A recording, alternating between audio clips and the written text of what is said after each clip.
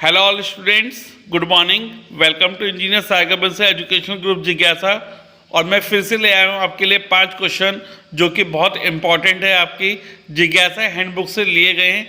ये क्वेश्चंस आप लोगों के लिए बहुत इंपॉर्टेंट होने वाले हैं क्योंकि फ्रिक्वेंटली ये क्वेश्चंस पूछे जाते हैं और जिज्ञासा की टैगलाइन से ये क्वेश्चंस बहुत इंपॉर्टेंट हैं।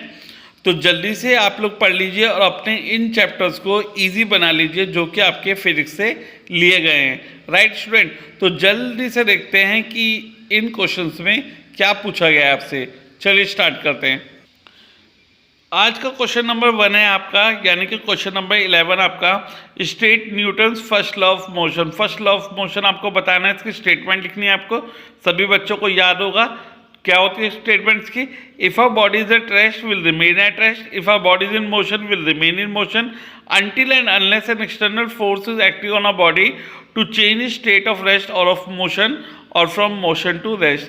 अगर एक बॉडी रेस्ट में तो रेस्ट में रहेगी, मोशन में तो मोशन में रहेगी। कब तक? जब तक उसकी फोर्स से ज़्यादा फोर्स आप नहीं लगाते उसे रेस्ट से मोशन में लाने के लिए या मोशन से रेस्ट में लाने के लिए, तब तक एक बॉडी रेस्ट में तो रेस्ट में रहेगी, मोशन में तो मोशन में ही रहेगी। क्वेश्चन नंबर 2 आज का क्या है? Define momentum, right it's formula and SI unit. तो मोमेंटम क्या होता है student? The product of mass and velocity of the body is called momentum. Momentum का फॉर्मूला होता है आपका मास इंटू वेलोसिटी। मोमेंटम को डिनोट करते हैं P से, मास को डिनोट करते हैं M से और वेलोसिटी को डिनोट करते हैं V से। ठीक है, तो फॉर्मूला बन जाता है P = M × V। राइट, और आप लोग जानते हैं तो इसकी ऐसा यूनिट क्या होती है इसकी? किलोग्राम मीटर पर सेकेंड, क्योंकि मास की यूनिट होती है किलोग्राम, वेलोसिटी की यूनिट होती है मीटर पर सेकेंड, तो इसकी यूनिट बन जाती है किलोग्राम मीटर पर सेकेंड।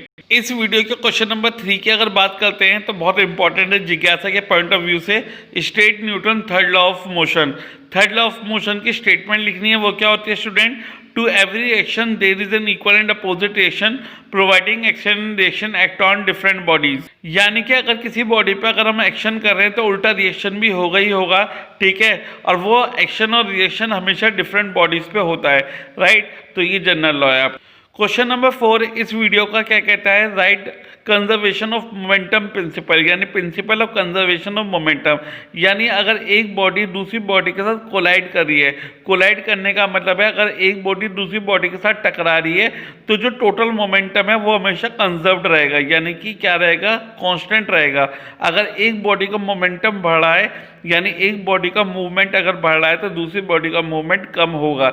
जैसे कि आप जानते हो अगर गाड़ी और ट्रक में अगर क्या हुआ, टक्कर लगी या ट्रक ने गाड़ी में टक्कर मारी, तो जितना मोमेंटम ट्रक का कम होगा उतने मोमेंटम गाड़ी का बढ़ जाएगा, यानी टोटल मोमेंटम हमेशा आपका कांस्टेंट रहता है।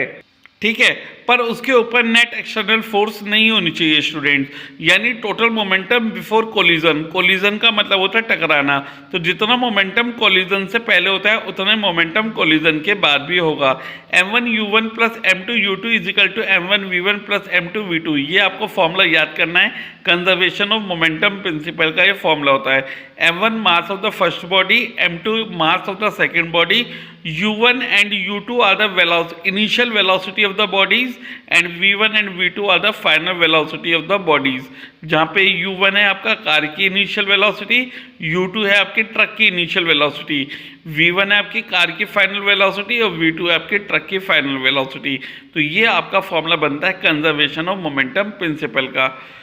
क्वेश्चन नंबर 5 जो कि जिज्ञासा की हैंडबुक से बहुत इंपॉर्टेंट मार्क हुआ है, क्या?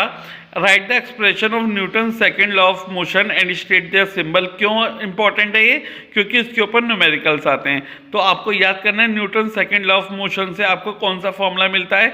F = m × a, जहाँ पे F होता है आपका फोर्स, m होता है आपका मास और a होता है आपका एक्सेलरेशन। स्टूडेंट्स मैंने इसकी आपको ऐसा यूनिट भी लिख के दिए नीचे। फोर्स की ऐसा यूनिट होती है आपके न्यूटन, मास की यूनिट होती है आपके किलोग्राम और एक्सेलरेशन की यूनिट होती है मीटर पर सेकेंड स्क्वायर। तो स्टूडेंट्स ये क्वेश्चंस आप लोग कवर कर लेंगे आज ही, क्योंकि बहुत इंपॉर्टेंट हैं। आपके 2 चैप्टर के आपके इंपॉर्टेंट क्वेश्चन जो जिज्ञासा के हैंडबुक से आपके लिए लिए गए हैं वो आपके पूरे हो जाएंगे, राइट। फिर हम न्यूमेरिकल सीरीज स्टार्ट करेंगे। तो जल्दी से इन क्वेश्चंस को पूरा कीजिए और अपनी स्टडी को मजबूत करिए और जिज्ञासा के साथ ऐसे ही पढ़ते रहिए, जो कि सागर बंसल एजुकेशनल ग्रुप है आपके लिए सबसे बेटर क्वेश्चंस लेके आएगा, सबसे इजी क्वेश्चन लेके आएगा, सबसे इजी कॉन्सेप्ट लेके आएगा। तो पढ़ते रहिए और अपनी स्टडी को मजबूत करिए। किसी को ये अगर हैंडबुक्स चाहिए तो आप हमारे साथ ये ऑर्डर कर सकते हैं, आप कमेंट बॉक्स में लिख सकते हैं या व्हाट्सएप के थ्रू क्या कर सकते हैं, हमें कॉन्टैक्ट कर सकते हैं, तो आपको ये हैंडबुक्स अवेलेबल हो जाएंगी, राइट स्टूडेंट। बहुत ईजी पैटर्न में लिखी गई हैं और आपके साइंस, मैथ और रीजनिंग के सभी के लिए, सभी बच्चों के लिए, 9th-10th के बच्चों के लिए लिखी गई हैं। So keep learning. Thank you students. Happy learning. जिज्ञासा है तो मुमकिन है। All the best.